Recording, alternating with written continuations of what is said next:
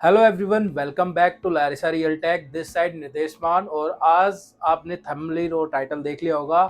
Bad news आप बोल सकते हो और गुड न्यूज़ भी आप बोल सकते हो कि कहीं ना कहीं ट्रांसपेरेंसी है वो भी आ गई है चीज़ों में। तो आप बैड न्यूज़ बोलो या फिर गुड न्यूज़ बोलो, क्योंकि बैड न्यूज़ और गुड न्यूज़ क्यों है, रीज़न क्या है, वो आपको आगे पता चल जाएगा।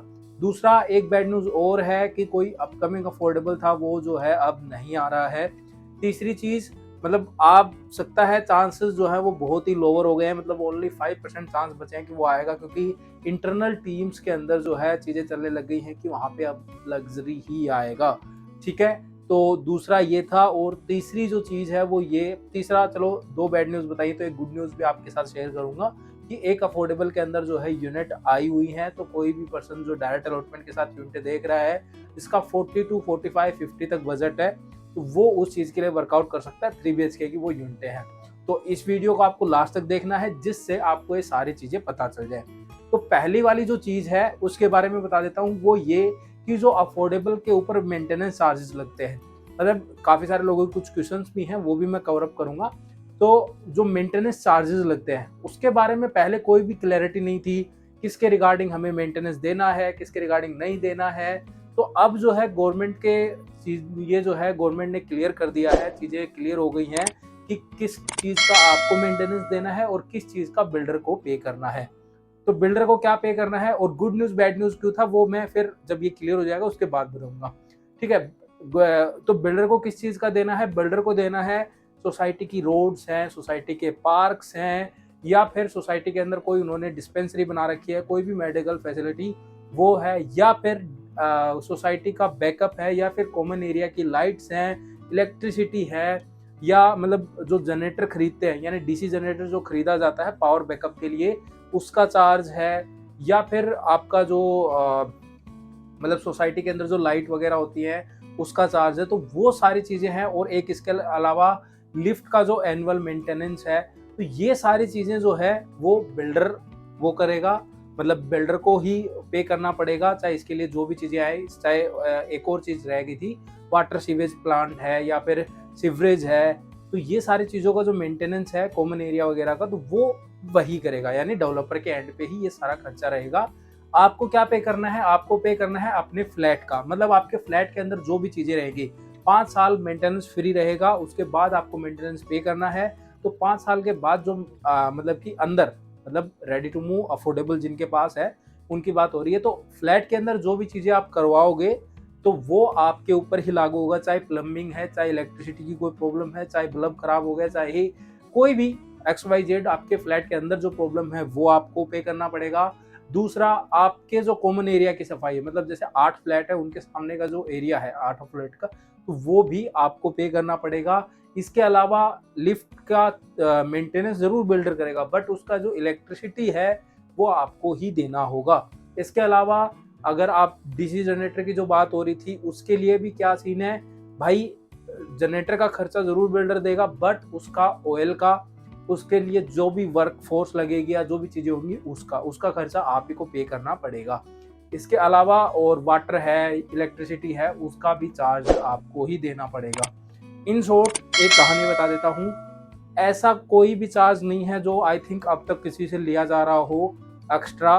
वो जो मतलब की टर्म्स एंड कंडीशन थी उसी हिसाब से लिया जा रहा था। तो ये एक जस्ट आप ट्रांसपेरेंसी वाला नोटिस आप बोल सकते हो, बाकी ऐसा कुछ मतलब बहुत बड़ा चेंज नहीं हुआ है कि लाइक आपको बहुत ऐसा कुछ चार्ज देना पड़ रहा था जिसकी वजह से जो है अब आपको नहीं देना पड़ेगा। चार्जेस जो चीजें हैं वो आपकी वही रहेंगी। जहां तक वही बात है, इसको ऑल मतलब इस सारे मैटर को अगर कंक्लूजन में आप देखोगे तो चार्जेस सारे वही हैं। कोई भी वो चार्ज जो है नहीं रिमूव हुआ है कि भाई ये आपको चार्ज नहीं देना है। वो बोलते हैं ना कि बोलने का तरीका होता है कि भाई ये नहीं देना वो नहीं देना, तो सिंपल मैथ है भाई, कोई एक आध चार्ज ऐसा हो सकता है जो बिल्डर आपसे अब तक चार्ज कर रहा होगा, लेकिन वैसे आप देखोगे तो आप ऑलमोस्ट जो है इन्हीं सब चार्जेस का ही पे कर रहे थे मेंटेनेंस रूप में, बाकी कोई चार्ज आपको नहीं देना होता था। तो ये वाली चीज है। तो इसीलिए ये बैड न्यूज भी बोल सकते हो आप। गुड न्यूज, बैड न्यूज कैसे हो गई कि भाई मेंटेनेंस का जो चार्ज था वो भाई आपको पे करना पड़ेगा, अब तक कोई क्लियरिफिकेशन नहीं था, अब आपको क्लीन हो गया कि भाई पे तो करना ही है। गुड न्यूज इसलिए कि भाई ट्रांसपेरेंसी आ गई है, अब चीजें आपको पता चल गई भाई आपको क्या पे करना है, आपको और बिल्डर को क्या पे करना है। ठीक है। तो ये वाली चीजें। अब कुछ लोगों के क्वेश्चंस थे, वो क्या थे कि भाई चार्ज कितना होता है मेंटेनेंस का। तो 2 रुपए से लेके 4 रुपए पर स्क्वायर फीट के रेट पे मेंटेनेंस चार्ज आता है अकॉर्डिंग टू सोसाइटी, लोकेशन और उस हिसाब से जो चीजें हैं वो। और अगर आपके इन चीजों में अगर कोई दिक्कत हो रही है तो आप कहाँ जाएंगे, मतलब सॉल्यूशन क्या है।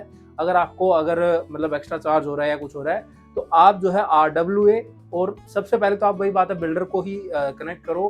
पहले प्रेफरेंस तो मैं वही दूंगा कि पहले बिल्डर को कनेक्ट कर लो, और वहां पर अगर आपकी सुनाई नहीं होती है तो फिर आप RWA के अंदर भी जाके अपनी शिकायत जो है वो कर सकते हैं।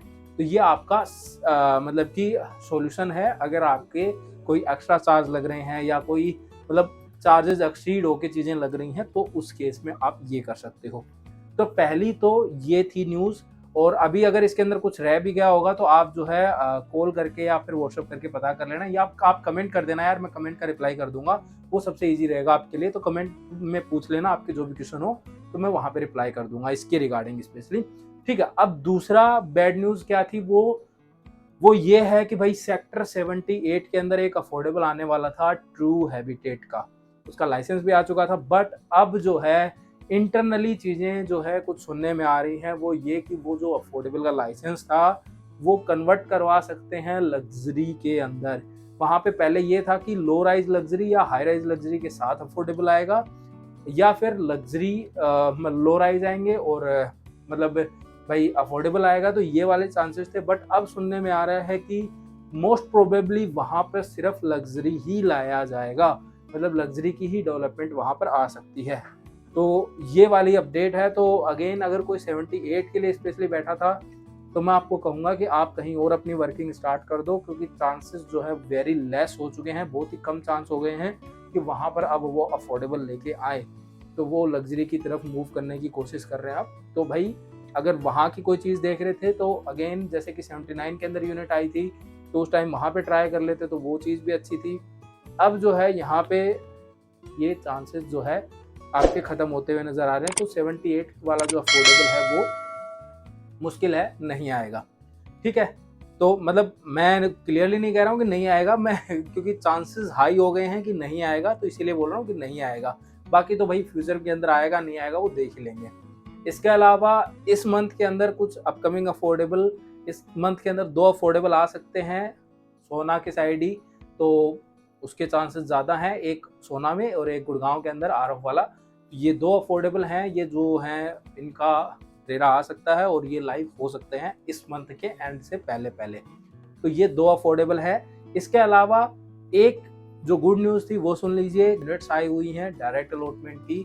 तो अगर आप डायरेक्ट अलॉटमेंट की यूनिटें देख रहे हो, चीज़ें देख रहे हो, वर्कआउट करने की सोच रहे हो, तो मैं आपको यही कहूँगा कि एक बार आप कॉल करके पता कर लीजिए, चीज़ें समझ लीजिए क्या है क्या नहीं है, आपके बजट में फिट होती हैं, आपको लोकेशन समझ में आती है तो आगे फर्दर प्रोसीड कीजिए। क्योंकि चीज़ें जो हैं आती हैं तो बहुत बार जो है अगेन ग्रुप कम्युनिटी के अंदर तो हम डाल देते हैं, वैसे हम नहीं बता पाते, तो ये वाली चीज़ है। तो गाइस आई होप आपको जो है सारी चीज़ें समझ आई होंगी और आपने एंड तक वीडियो देखी, उसके लिए थैंक यू सो मच। और वीडियो इन्फॉर्मेशन अच्छी लगी तो इसको लाइक शेयर करो यार।